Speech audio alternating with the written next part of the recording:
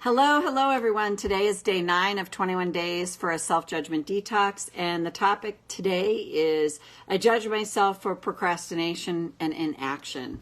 And I always say this about procrastination because it's almost like its own pandemic and like this malady that you have. And what I find is missing in that, again, is, of course, why is someone procrastinating? And sorry, I'm trying to prop this up a little better. Why is someone procrastinating? What is going on? And it can be if you're procrastinating on your website, like, what is it? Where is it that there's fear of being visible? Is a way to look at it. And you could ask yourself, I procrastinate because, and always go with that first blip of a thought, because right after that, the rational mind kicks in, and then it's like, oh, okay. And I don't take action because, and it's usually always around safety on some level. And I say it this way, anytime we're not doing something that we know would be really helpful and good for us to do, and in the converse, anytime we're doing something that's detrimental to us and we don't stop it, we always have a very good internal reason that is always having to do in some way with trying to feel safe. So just to know that. So let's tap, karate chop. Even though I can really get down on myself, really judge myself for inaction and procrastinating, I choose to honor I feel this way now. Even though I really judge myself for procrastinating, I make myself so wrong for this. I choose to honor my truth right now. Even though I totally judge myself and make myself so wrong for my inaction, what if I could see this differently,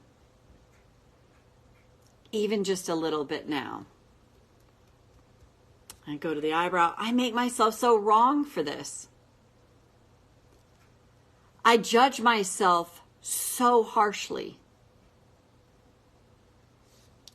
But what if the truth is, if I'm procrastinating and not taking action steps,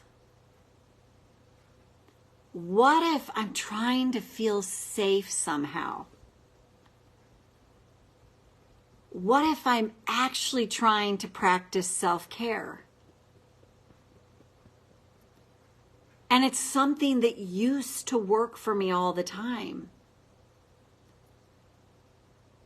I had to fly under the radar. I had to not get noticed.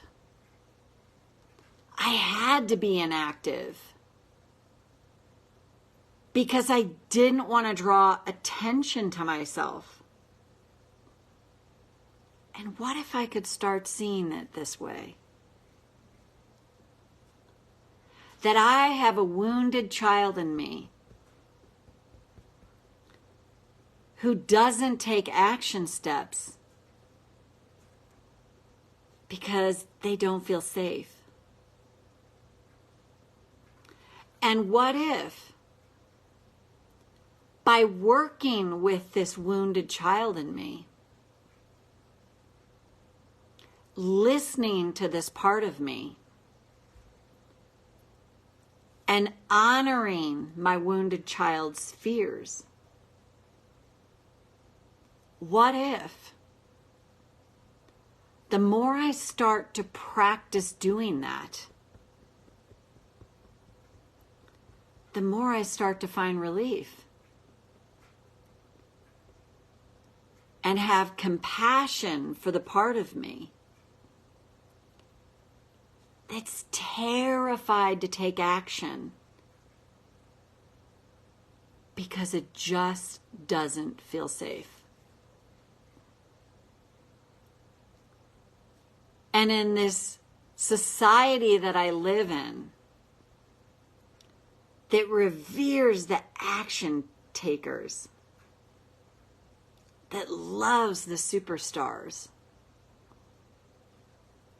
What if I could start to see through that and realize I'm not bad,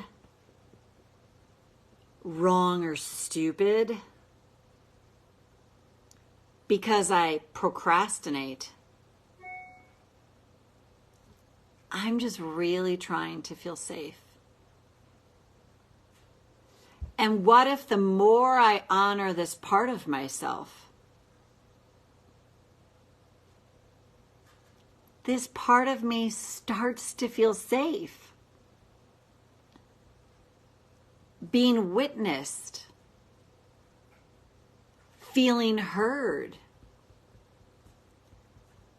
And what if that soothes my nervous system? And that creates space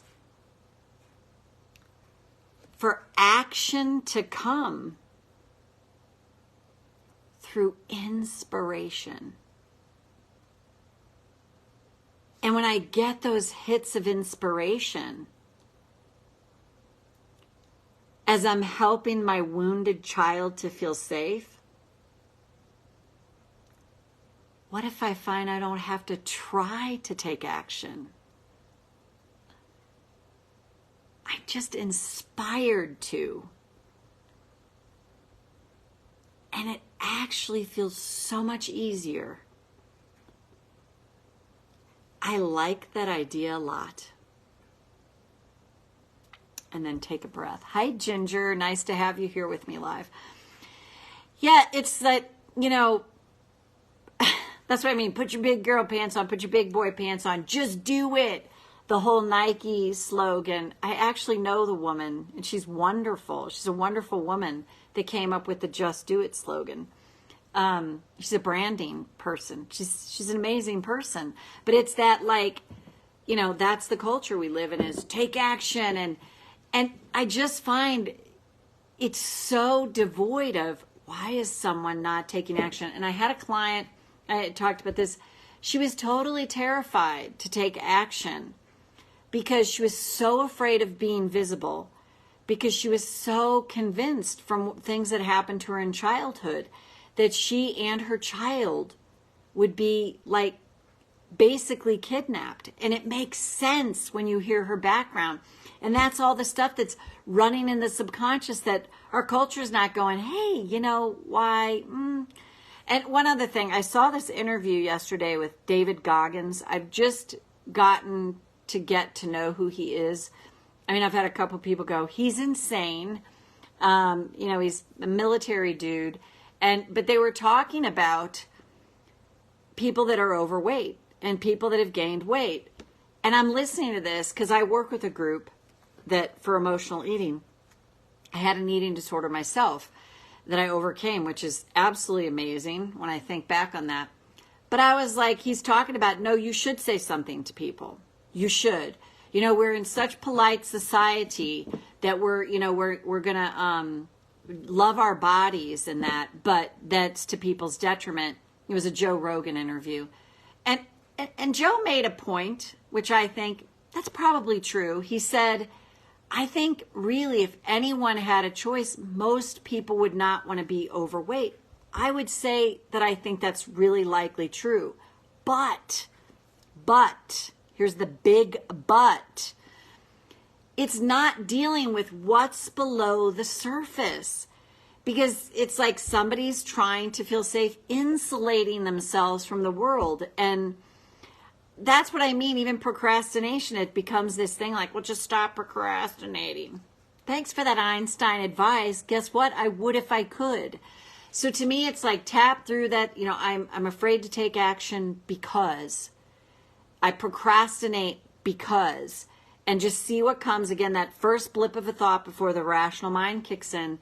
And even with tapping, you'll get to the bottom of it.